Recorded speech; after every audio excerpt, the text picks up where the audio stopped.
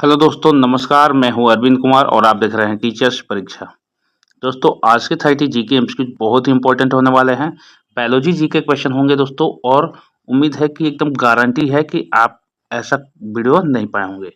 तो चलिए, शुरू करने से पहले एक रिक्वेस्ट है दोस्तों, यदि चैनल पर नए हैं तो सब्सक्राइब करना नहीं भूलिएगा।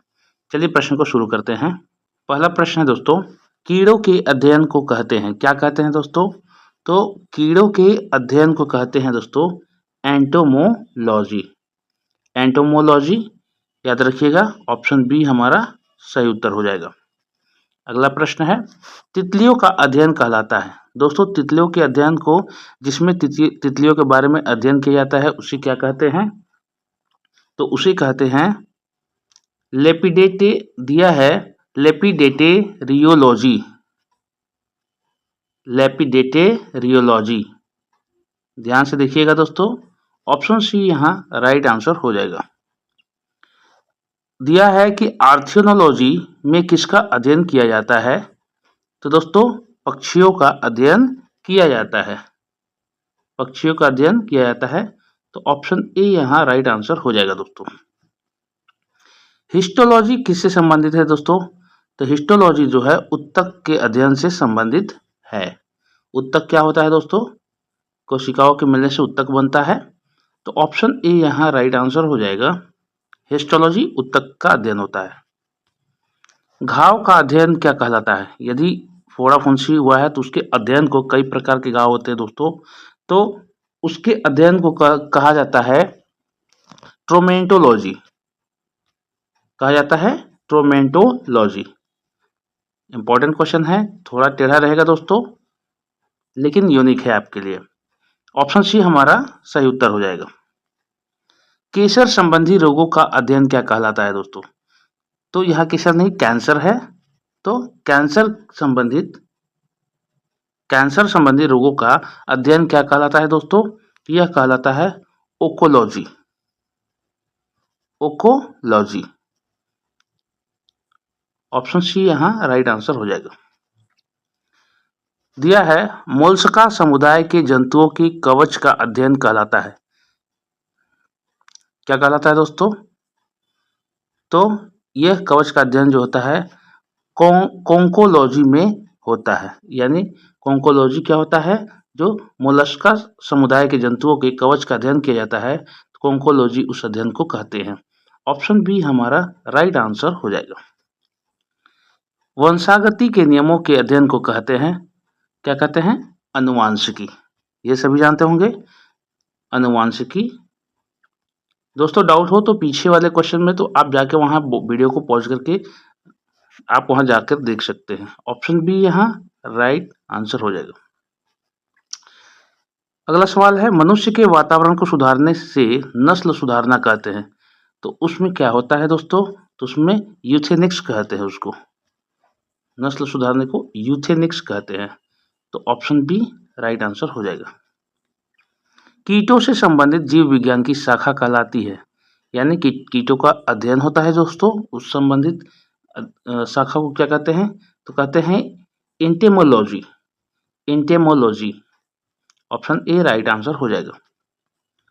मछलियों तथा उनसे संबंधित उद्योगों का अध्ययन कहलाता है, तो ये कहलाता है दोस्तों इक्विथियोलॉजी।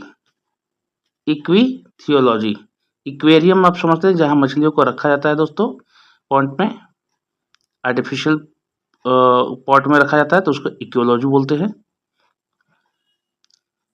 इक्वेरियम। और यहाँ इक्विथियोलॉजी में मछलियों और उससे संबंधित उद्योगों का अध्ययन कहलाता है, तो ऑप्शन सी राइट आंसर हो जाएगा।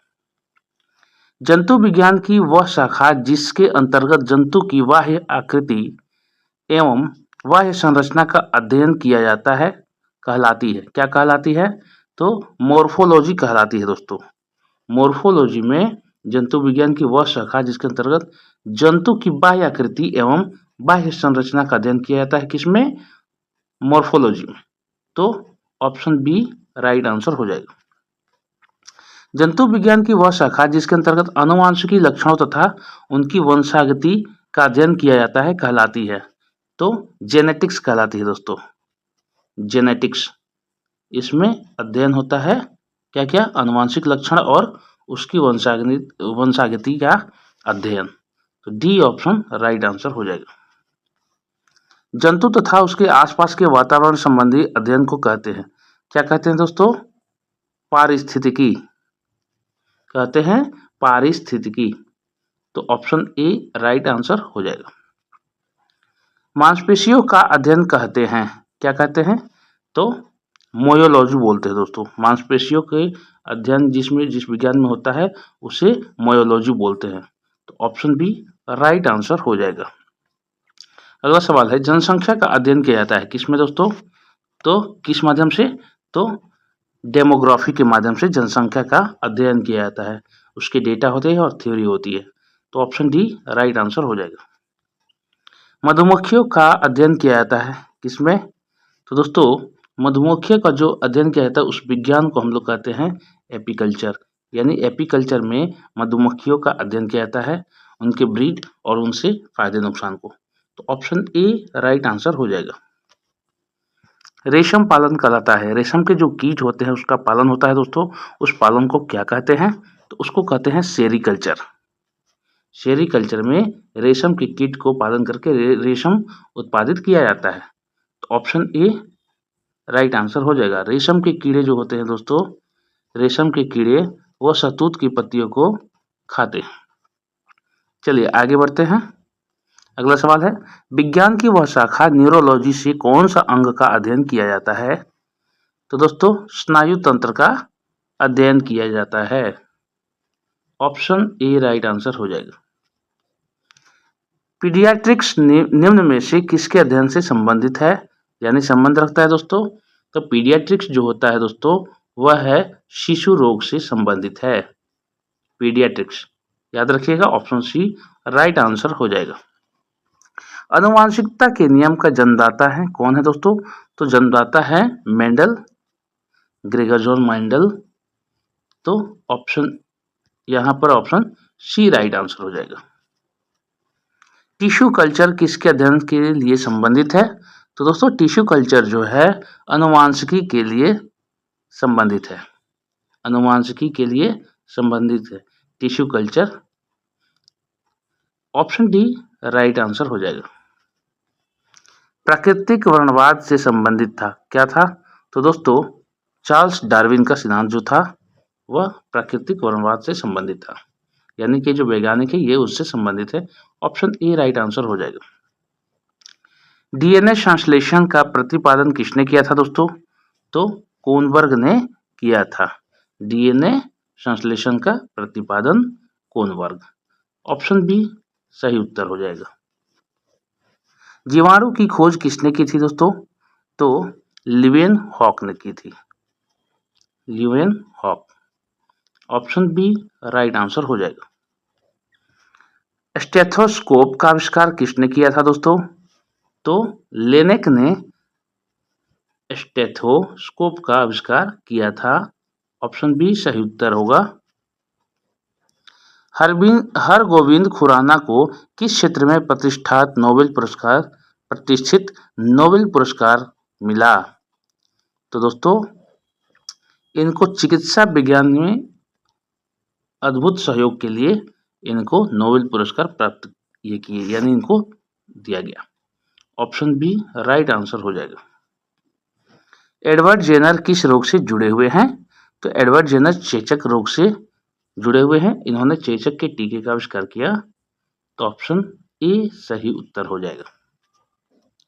विकास का सिद्धांत किसने प्रतिपादित किया था दोस्तों, तो विकास के जो सिद्धांत है किसने प्रतिपादित किया, तो यहां पर दिया है ऑप्शन, इसमें से होगा डार्विन। डार्विन ने विकास के सिद्धांत को प्रतिपादित किया, दिया अध्ययन इन्होंने किया था। ऑप्शन डी यहां सही उत्तर हो जाएगा। अंतिम प्रश्न रहेगा दोस्तों 30 जीके एमसीक्यूज का। चैनल पर नए हैं तो सब्सक्राइब करके बेल आइकन जरूर दबा लीजिएगा दोस्तों, शेयर करना नहीं भूलिएगा दोस्तों। हृदय का पहला प्रतिस्थापन किसके द्वारा किया गया था, बर्नार्ड के द्वारा किया गया था। ऑप्शन डी सही उत्तर हो जाएगा। बर्नार्ड के द्वारा हृदय का पहला प्रतिस्थापन किया गया था, डी सही उत्तर हो जाएगा।